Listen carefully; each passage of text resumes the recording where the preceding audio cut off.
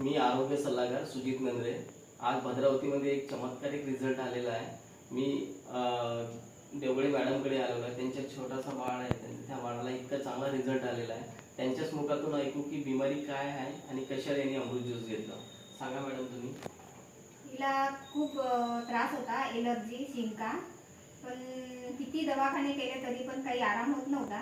आणि सकाळी उठली का खूप अशी शिंकायची आणि इतकी सर्दी बाहेर यायची का खूपच. पण काहीच आराम नव्हता.